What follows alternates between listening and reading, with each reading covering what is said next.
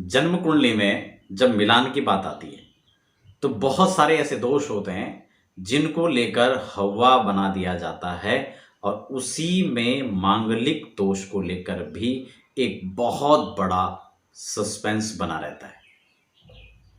लोग समझ नहीं आता कि मांगलिक दोष है क्या, इस दोष से क्या क्या हो सकता है। क्योंकि होता क्या है, आज के समय में जहां व्यक्ति अपने कैरियर को सुदृढ़ बनाने में अपना समय व्यतीत कर देता है तो वहीं विवाह में कहीं ना कहीं विलंब हो जाता है। और विवाह में मनपसंद रिश्ते मिलना या न मिलना, या बात बनना या न बनना, ये बहुत सारी उसमें बातें होती हैं, व्यवधान होते हैं। और उसी बीच जब रिश्ते कहीं हद तक बनने की कगार में होते हैं तब जन्म कुंडली का मिलान आड़े आ जाता है। मांगलिक दोष जिसको लेकर अक्सर लोग चर्चा करते हैं, मैं उस पर सारी बात आज आपको बताने वाला हूं। क्या मांगलिक दोष होता है, क्या उसकी डेफिनेशन है, क्या उसके समाधान है, कैसे बनेगा। आंशिक मंगल को लेकर भी अक्सर लोग पूछते हैं, तो ये आंशिक मंगल क्या है, इस पर भी मैं चर्चा करूंगा। क्या आंशिक मंगल होता है या नहीं। देखिए, मंगल, जहां तक मंगल ग्रह की बात है, मंगल ग्रह का दांपत्य जीवन पर एक बहुत बड़ा एक तरफा प्रभाव देखा जाता है। इससे कोई भी ना नहीं कह सकता, क्योंकि मंगल, राहु, सूर्य, शनि, केतु, ये ऐसे ग्रह हैं जो दांपत्य जीवन में अगर इनकी भूमिका है, ये प्रतिकूल प्रभाव दे रहे हैं तो दांपत्य जीवन को खत्म करके रख देते हैं, दांपत्य सुख पर बहुत बड़ा आघात करके रखते हैं। इसलिए जन्म कुंडली में इन ग्रहों को देखना अत्यंत आवश्यक है। हम लोग करते क्या है, मिलान की जब बात आती है, देखिए हम लोग गुण देखते हैं, सॉफ्टवेयर की मदद लेते हैं और वो आप घर बैठे देख सकते हैं। उसके लिए आपको हमारी आवश्यकता नहीं है। आज के समय में किसी भी एस्ट्रोलॉजर की आवश्यकता आपको तब पड़ती है, किसी भी देवज्ञ ज्योतिषी की आपको आवश्यकता इसलिए मिलान में पड़ती है क्योंकि आपको सिर्फ गुण मिलान नहीं करना है। और हम लोग यही करते हैं, कहीं ना कहीं हम अपने आप विद्वान बन जाते हैं, अपने गुणों को मिलान कर लेते हैं, उसके बाद समस्याएं आती हैं, फिर समझ नहीं आता क्या करें क्या ना करें, फिर बहुत सारी चीजों को हम इग्नोर कर देते हैं। मंगल के बारे में, मांगलिक दोष के बारे में, वैसे मांगलिक शब्द कोई अशुभ नहीं है, ये तो मांगलिक है, ये तो अच्छा है। हो सकता है मांगलिक दोष ही आपके लिए अच्छा हो, लेकिन दोष कब बन जाएगा, यही मांगलिक अशुभ कब हो जाएगा, उसको थोड़ा सा समझ लीजिए। लेकिन सबसे पहले हम समझ लेते हैं मांगलिक की परिभाषा। दर्शकों, नए आप पहली बार विजिट कर रहे हैं हमारे चैनल पर, नए हैं तो आप चैनल को सब्सक्राइब जरूर कर लीजिए ताकि आपको अध्यात्म, ज्योतिष, वास्तु और रिलेटेड जितनी भी जानकारी है वो हमारे साथ इस चैनल पर आपको समय समय पर प्राप्त होता रहे। देखिए, मांगलिक का मतलब शुभ होता है, मंगल होता है, अच्छा होता है, और मंगल मंगल ही है। लेकिन मंगल क्रूर भी है। अगर आपकी जन्म कुंडली में नीच का मंगल है और उन भावों के अंदर बैठा हुआ है जहां इसके दुष्परिणाम आपको मिलने वाले हैं, तो स्थान कौन कौन से हैं। जन्म कुंडली में सीधी सी परिभाषा में आपको मांगलिक की बता रहा हूं। आप अपनी जन्म कुंडली खोलिए, बिल्कुल भय खाने की आवश्यकता नहीं है, बस बात है तो समझने की। कोई कह देते हैं मांगलिक है, आंशिक मांगलिक है। आंशिक मंगल का जब प्रश्न आता है तो मैं आपको स्पष्ट रूप से बता देना चाहता हूं आज इस वीडियो के माध्यम से, आप आगे भी शेयर कीजिए जानकारी को।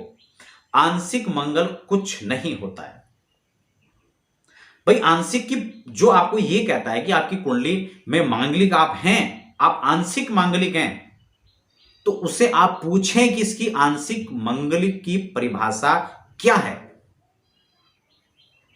मांगलिक की परिभाषा मैं आपको बता रहा हूं, मांगलिक किसे कहेंगे। जन्म कुंडली के, बड़े ध्यान से आप सुने इसको, जन्म कुंडली के प्रथम भाव में यानी फर्स्ट हाउस के अंदर मंगल हो तो आप मांगलिक हैं। जन्म कुंडली के फोर्थ हाउस में मंगल है तो भी आप मांगलिक हैं, और जन्म कुंडली के सेवंथ हाउस में मंगल है तो भी आप मांगलिक हैं। हॉरोस्कोप के एट्थ हाउस के अंदर यदि मंगल की प्लेसमेंट है तो भी आप मांगलिक कहलाए जाएंगे, और यदि द्वादश भाव यानी 12th हाउस के अंदर मंगल विराजमान है तो भी आप मांगलिक कहलाए जाएंगे। आप पूर्ण रूप से मांगलिक हैं, इस बात में तनिक भी संदेह नहीं है। अब हम बात करेंगे कि इन मंगल का प्रभाव दुष्प्रभाव कैसे और कब पड़ेगा। आंशिक मंगलिक मैंने फिर बता दिया आपको, कुछ नहीं होता है। अगर कोई कहता है कि आप आंशिक मांगलिक है तो आप प्रश्न कर सकते हैं कि आंशिक मांगलिक की परिभाषा आप सुना दीजिए, तो हम उसको स्वीकार कर लेंगे, जबकि ऐसा बिल्कुल नहीं है। अब हम प्रथम भाव यानी फर्स्ट हाउस के अंदर मंगल है, तो हम उसके जो परिणाम है उसको थोड़ा समझने का प्रयास करेंगे। क्योंकि मैंने आपको क्या कहा, सप्तम भाव पर जब भी इन ग्रहों की दृष्टि हो, कौन कौन से ग्रह, सूर्य की दृष्टि मैंने आपको बताई, मंगल की दृष्टि बताई, क्योंकि ये दोनों ग्रह क्रूर ग्रह कहलाए जाते हैं, पाप ग्रह नहीं। कौन से ग्रह शुभ हैं, कौन से पाप ग्रह हैं, कौन से क्रूर ग्रह हैं, इसको लेकर मैं स्वतंत्र से अलग चर्चा कर चुका हूं, बहुत विस्तार नहीं करूंगा। लेकिन आपको फिर भी मैं बता रहा हूं कि सूर्य और मंगल दोनों ग्रह क्रूर ग्रह कहलाए जाते हैं, दोनों राजसी वृत्ति के ग्रह कहलाए जाते हैं। और राहु और केतु और शनि जैसे मैं बात कर रहा था, ये स्वतंत्र रूप से पापक ग्रह के अंदर आते हैं। अगर क्रूर और पाप ग्रहों की दृष्टि आपके 7th हाउस पर पड़ रही है, तो आपका 7th हाउस प्रभावित होगा। आपका 7वां घर प्रभावित होने का मतलब कि आपके दाम्पत्य जीवन पर आंच आने, दाम्पत्य जीवन पर आंच आएगी, 100% आएगी, इससे कोई ही इनकार नहीं किया जा सकता है। आप एक दो नहीं हजारों कुंडलियों को आप देखें और उसके अंदर भी आप यही देखेंगे, जितने भी तलाक के मामले आते हैं, जितने भी विवाद की स्थितियां नजर आती हैं, वो सब के सब इन्हीं ग्रहों के कुछ चक्र में फंस करके ये स्थितियां प्रकट होती हैं, पैदा होती हैं। मांगलिक अब समझ गए होंगे आप। 1, 4, 7, 8 और 12 घर के अंदर मंगल हो, अभी कैसे प्रभावित करेंगे। देखिए, अगर लग्न के अंदर मंगल है, फर्स्ट हाउस में मंगल बैठा हुआ है, तो उसकी पूर्ण दृष्टि आपके 7th हाउस पर रहेगी। मैं आपको कैंसिलेशन भी यहां पर बताऊंगा, बीच में आप वीडियो स्क्रिप्ट करेंगे तो आपकी स्वेच्छा है, आप उसको कितना समझना चाह रहे हैं वो आप पर डिपेंड करता है, वो हम उसके लिए आपको नहीं कहेंगे। लेकिन आप पूर्ण रूप से इसको समझना चाहेंगे तो आपको समय तो देना होगा।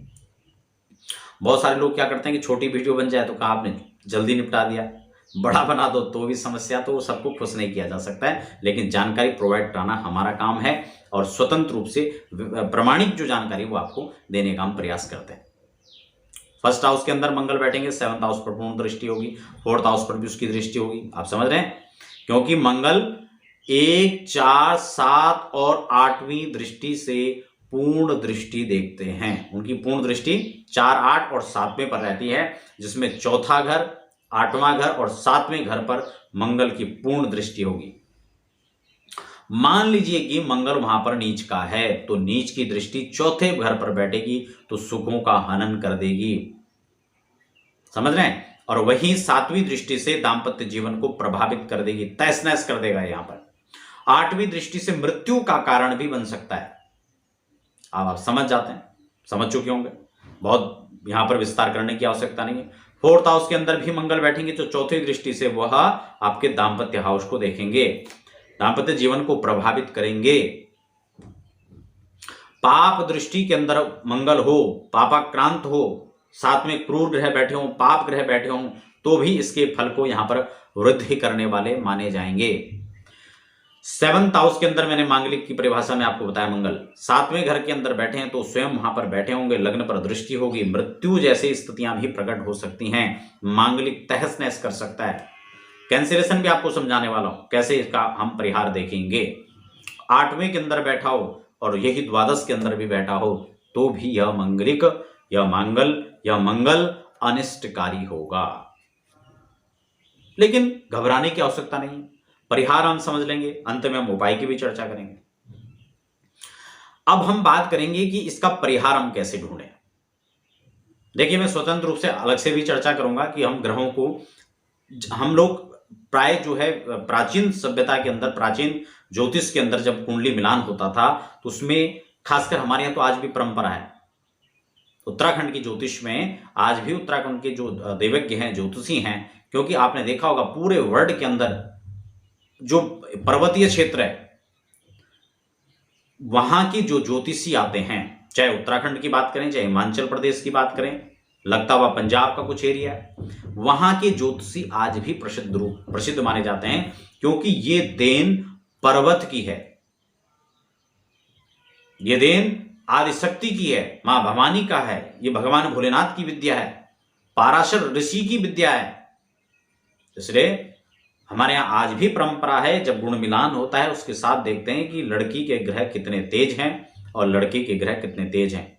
जो लोग उत्तराखंड से होंगे, हिमाचल से होंगे, वो मेरी बात को समझ रहे होंगे। नेपाल के कुछ हिस्सों में इस तरह से इस विधि को फॉलो किया जाता है, वो मेरी बात को समझ रहे होंगे। ये देखना परम आवश्यक है। गुण मिलान कोई मायने नहीं रखता। हमने अपने जीवन काल में 12 गुण 10 गुण तक शादी कराई है और सब ठीक है, कोई दिक्कत नहीं है। कुंडली के अंदर ग्रहों की स्थिति, इसमें सब कुछ है। आप इसको आप समझ लीजिए। सबसे पहले गुणों का कोई खेल नहीं है, गुण अलग विषय है। इसमें अष्टकूट मिलान विषय ही अलग है, उसको अलग छोड़ दीजिए आप। इसलिए मांगलिक को सबसे पहले समझें। कैंसिलेशन कैसे होगा, परिहार कैसे होगा। अब हम जन्म कुंडली के साथ में चंद्र कुंडली को रख लेंगे। अगर उसमें उस स्थान पर मान लो लड़के के उस स्थान पर मंगल है और लड़के का चंद्र कुंडली में मंगल बन रहा है, तो वह भी मांगलिक ही कहलाया जाएगा। या फिर आप यूं भी इसको समझ लीजिए कि नवांश के अंदर जाकर के वह स्थितियां मांगलिक की स्थिति नहीं है, तो भी वह उसका परिहार वहां पर माना जाएगा। उसमें कई और चीजें हैं जिसको हम लोग देखते हैं, वहां पर समझते हैं उसका परिहार किस प्रकार से होगा। ग्रहों की स्थितियां क्या क्या, कौन कौन से ग्रह कहां बैठे हुए हैं, क्या क्या अनुकूलताएं हैं, उन सबको इसमें देखना जरूरी है। जितने प्लस पॉइंट हैं उसको एक तरफ कर दीजिए, जितने माइनस है उनको एक तरफ कर दीजिए। फिर तुलनात्मक अध्ययन करके फिर हम डिसीजन लें कि जन्म कुंडली का मिलान बन पा रहा है या नहीं बन पा रहा है। अब बात कर लेते हैं उपाय की। चलते चलते हम उपाय की बात कर लेते हैं। इससे पहले एपिसोड से संबंधित कोई प्रश्न आपका हो तो आप कमेंट बॉक्स में लिख सकते हैं। डेट ऑफ बर्थ बिल्कुल ना भेजें। कुछ लोग अपनी डेट ऑफ बर्थ भेजेंगे, कुछ राशि भेजेंगे मिलान के। मिलान का जो प्रोसेस है वो आपको समझा दिया है, उसके लिए आप हमारी वेबसाइट पर लॉगिन कर सकते हैं, वहां पर समय ले सकते हैं। या लगातार जो नंबर नीचे फ्लैश हो रहे हैं वहां पर भी व्हाट्सएप पर आप समय ले सकते हैं। चाहे जन्म कुंडली बनाना हो, आपको किसी भी प्रकार का कंसल्ट करना हो, उसके लिए आप वहां पर स्वतंत्र रूप से चर्चा कर सकते हैं। उपाय की जब हम बात करेंगे, अगर जन्म कुंडली के अंदर बहुत सारी विरोधी स्थितियां प्रकट हो रही हैं, बहुत सारे मामले ऐसे होते हैं जब लव मैरिज के मामले होते हैं, नहीं जी हमें करना तो है, उपाय कुछ बताइए। सटीक और सरल उपाय, सबसे पहले पूर्ण विधि के द्वारा आप कुंभ विवाह करवाइए। और फिर जन्म कुंडली के अंदर कौन कौन सी ऐसी चीजें हैं जो नहीं मिल पा रही हैं, षडाष्टक का मामला है, नाड़ी दोष है, वर्ण मिलान नहीं हो पा रहा है, वस्य मिलान नहीं हो पा रहा है, तारा मिलान नहीं हो पा रहा है, इन सब चीजों को आप देखें और फिर उससे संबंधित उनका जो उपाय है वो आप कर सकते हैं। तो दर्शकों, आशा करता हूं आज की जो चर्चा थी काफी सार्थक रही होगी, आपको बहुत कुछ सीखने और समझने को मिला होगा। फिर भी कोई प्रश्न आपका उठता है तो आप मुझे लिख सकते हैं, समय अनुसार हम उसका भी उत्तर देने का प्रयास करेंगे। फिलहाल आप बने रहें और आपने अभी तक भी चैनल को सब्सक्राइब नहीं किया तो चैनल को सब्सक्राइब कर लीजिए। अपने इष्ट मित्रों को आप वीडियो शेयर भी कर सकते हैं ताकि वह भी इसका लाभ लें, इस बात को समझें। आप बने रहें और हमें दीजिए इजाजत।